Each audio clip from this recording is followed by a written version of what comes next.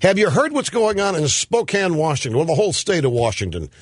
The environmentalist wackos there banned the sale of dishwashing detergent with phosphates. And as they come up with substitutes, replacement products, seventh generation dishwashing detergent, E-Cover dishwasher detergent, Trader Joe's dishwasher detergent, there's only one problem. It doesn't work. None of the new dishwashing detergents work. Eager citizens, eager to help the planet, eager to save the planet, went right along with another restriction on their freedom. They accepted the ban on phosphates, and then they used these new miraculous eco dishwasher detergents, and they found out at the end of the washing cycle that the grease and the crud and the crumbs was still there in such a substantive amount that they had to do the dishes by hand. As a result, in the state of Washington, there are now phosphate smugglers.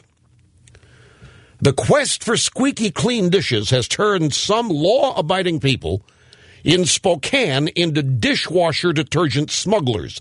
They are bringing Cascade or Electrosol in from out of state because the eco-friendly varieties required under Washington state law don't work.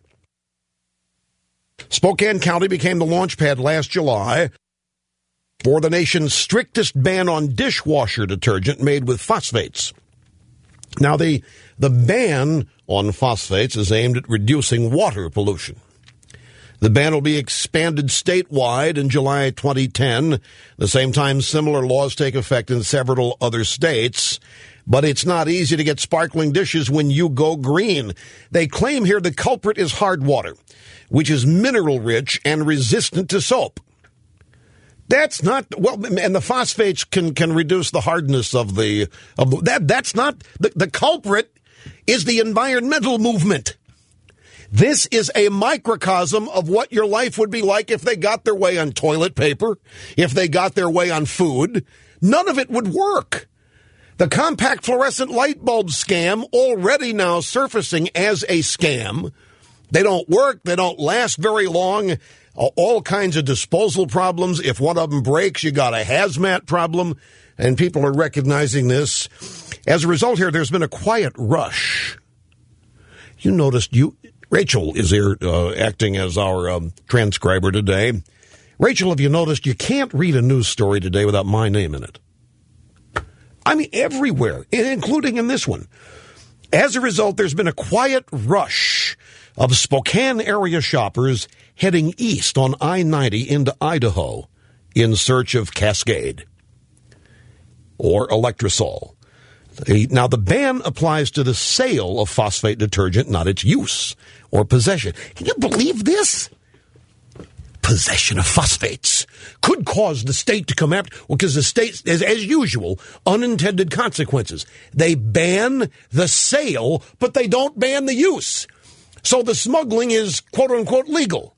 Now, the state legislature is going to figure out we need to do an addendum to this legislation placing use of phosphates, dishwashing. They're going to ban Cascade.